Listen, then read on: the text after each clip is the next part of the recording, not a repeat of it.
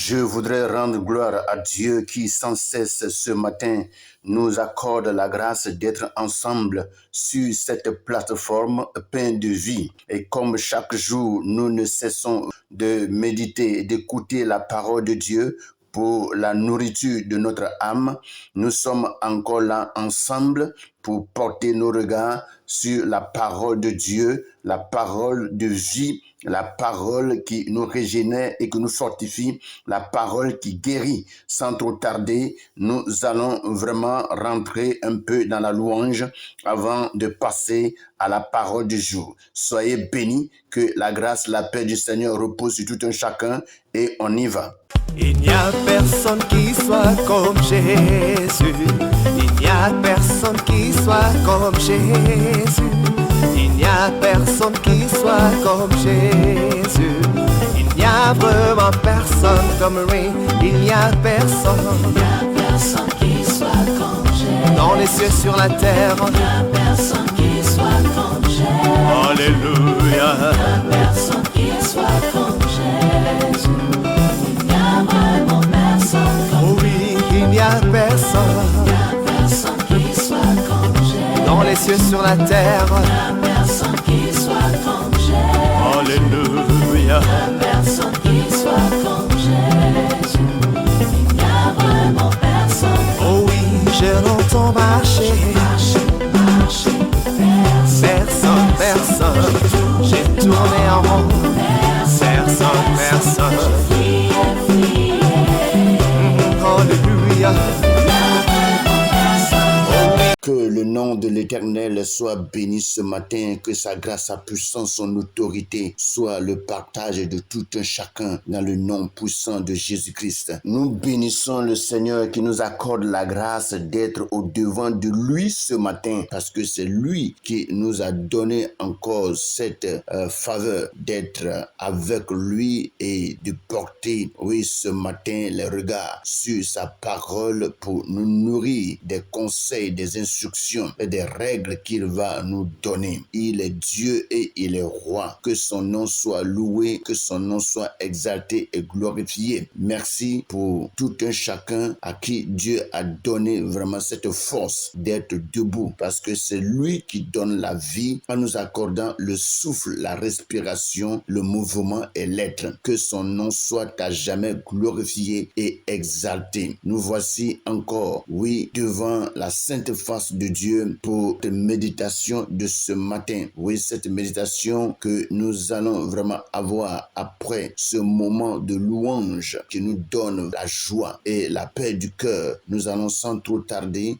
prendre nos Bibles dans le livre de Proverbes, chapitre 24, à partir du verset 13 au verset 15. Mange du miel, car il est bon. Un rayon de miel sera doux à ton palais. De même, connais la sagesse pour ton âme. Si tu la trouves, il est un avenir et ton espérance ne sera pas anéantie. Le verset 15. Ne tends pas méchamment des embûches à la demeure du juste et ne dévaste pas le lieu où il repose. Nous partons rapidement dans le français courant. Le français courant nous dit ceci, nous lisons, oui, le même passage, c'est-à-dire Proverbe chapitre 24 à partir du verset 13 au verset 15. Et je lis, il est écrit, mange du miel, mon fils, car le miel fait du bien et le goût t'en sera agréable. Mais rappelle-toi que la sagesse aussi est bonne pour ta vie. Si tu arrives à la pratiquer, tu auras un avenir, ton espérance ne sera pas déçue. N'essaie pas, tel un malfaiteur, de t'approprier par la ruse la maison d'un honnête homme. Ne le prive pas de son domicile. Voici les passages que le Seigneur nous donne ce matin et par lesquels lequel nous allons vraiment nous instruire et continuer à marcher avec le Seigneur en toute victoire et en tout triomphe. Que le nom de l'Éternel soit béni. Sans trop tarder, nous repartons dans la version Louis II et je lis à partir du verset 13 qui dit ceci: Mon fils, mange du miel car il est bon. Un rayon de miel sera doux à ton palais. De même, connais la sagesse pour ton âme. Si tu la trouves, il est un avenir et ton espérance ne sera pas anéantie. Vous voyez, en même temps que Dieu nous parle du miel, il nous parle en même temps de la sagesse. C'était en réalité une comparaison que le Seigneur est en train de nous faire entre le miel et la sagesse. Et très souvent, lorsque vraiment nous lisons les passages, surtout nous lisons dans le livre de Josué où Dieu a promis au peuple d'Israël une terre où coule le lait et le miel, il faut dire que le lait en réalité est le symbole de la sagesse et le miel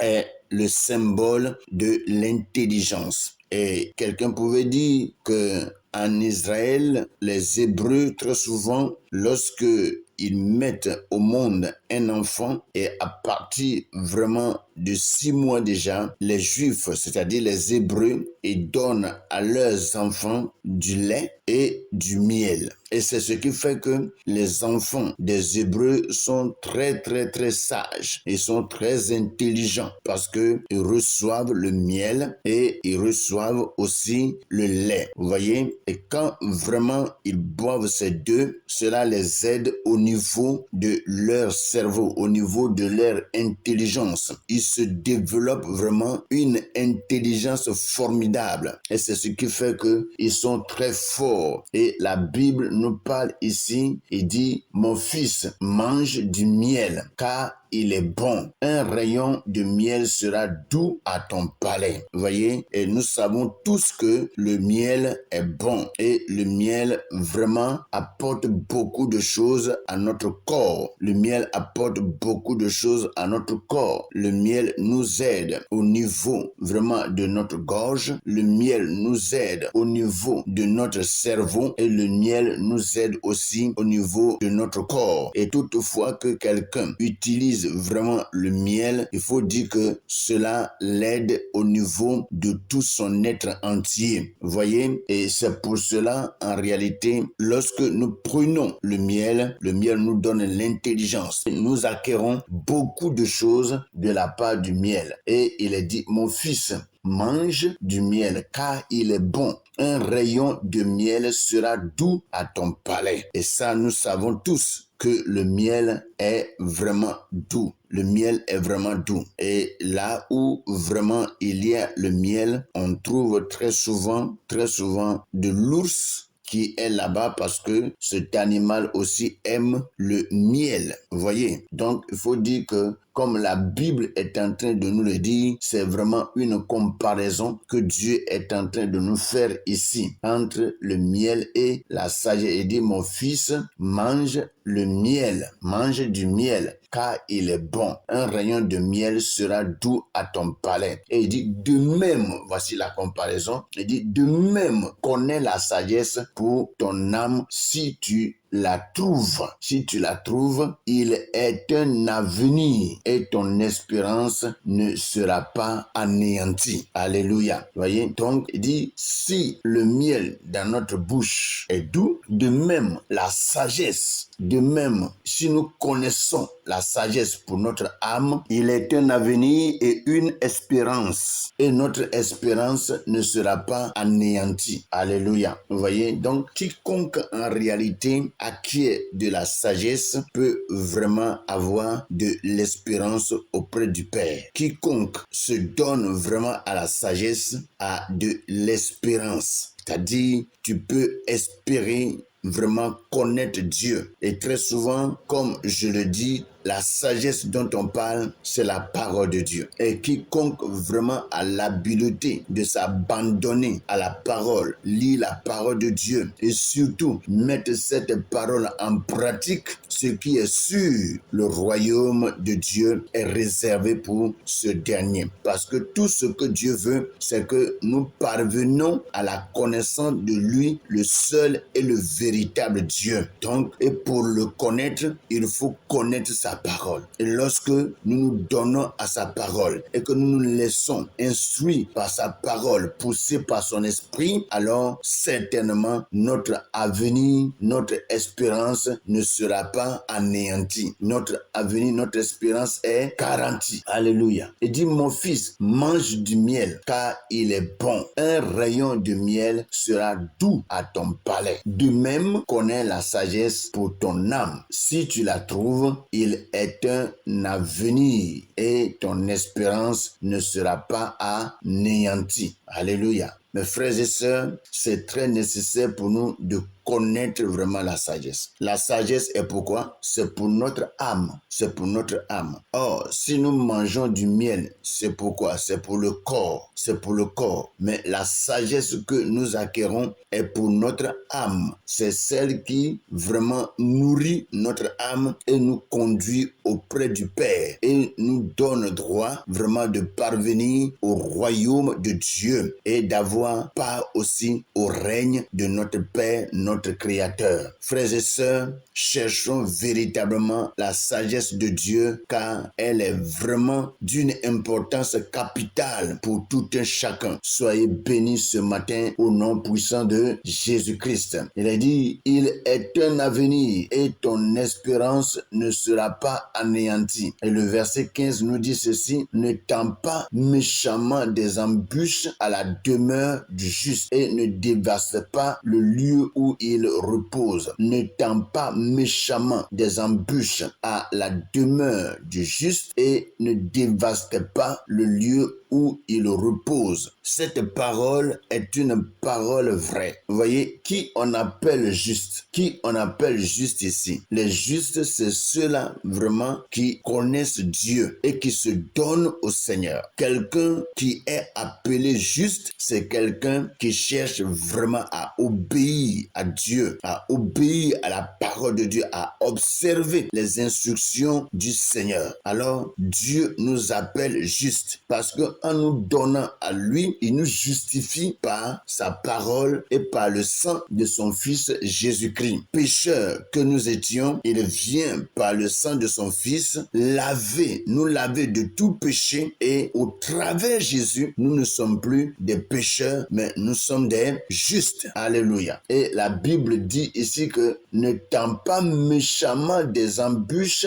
à la demeure du juste et ne dévaste pas le lieu où il repose. Vous voyez, Dieu vraiment porte les regards sur ses enfants que nous sommes. Dieu porte ses regards sur ses enfants que nous sommes. Il veille sur chacun d'entre nous et ne permettra pas que l'ennemi vraiment vienne nous détruire. Or, aujourd'hui, qu'est-ce qu'on voit? On voit même qu'il y a des gens qui s'organisent même pour persécuter les chrétiens. Et ils font ceci croyant que Dieu ne les voit pas. Or, comme je le disais hier, qu'il n'y a pas d'action que nous posons ici-bas que Dieu ne connaît pas. Et à tout acte posé ici-bas, il y a vraiment une récompense. Il y a vraiment une récompense qui vient. Vous voyez, tout acte que nous posons, il y a une récompense. Et c'est pour cela que nous devons beaucoup faire attention. Il y a des gens qui se lèvent contre les chrétiens et ils vont même jusqu'à l'église, ils cassent l'église, ils brûlent l'église et ils vont même jusqu'à brûler des chrétiens.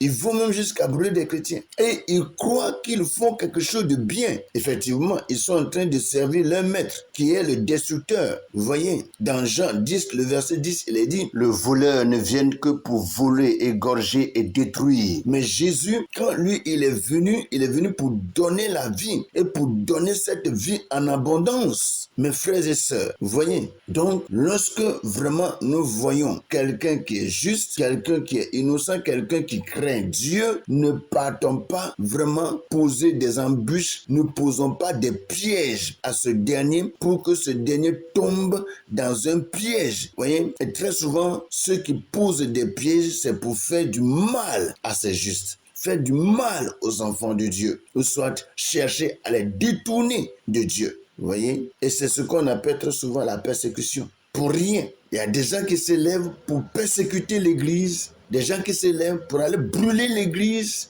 Pour eux, ils servent leur Dieu, croyant qu'il y a deux dieux. Il n'y en a pas deux.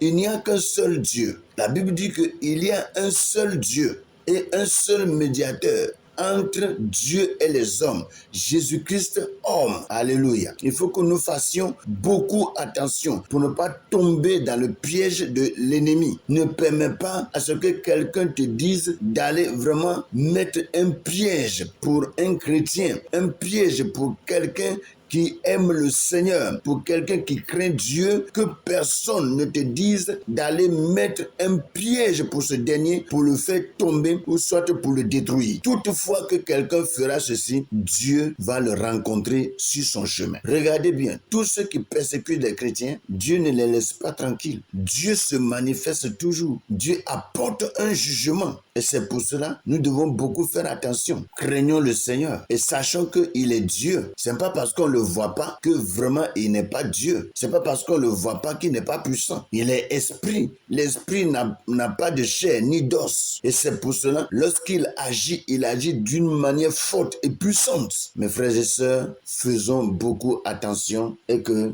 Dieu permette à ce que nous gardions ces paroles pour pouvoir marcher selon que le Seigneur nous le demande. Ne posons pas des embûches à des justes. Ne tentons pas les chrétiens. Ne les tentons pas. Le diable nous tente déjà et puis l'homme aussi va venir nous tenter. Mes frères, ne faisons pas de telles choses. Portons le regard sur le Seigneur et que le Seigneur nous parle, le Seigneur nous instruise pour qu'un jour nous puissions être au devant de lui pour nous réjouir dans sa présence. Que le Seigneur nous bénisse, que sa grâce, sa paix, sa puissance repose sur notre vie. Au nom de Jésus, Amen.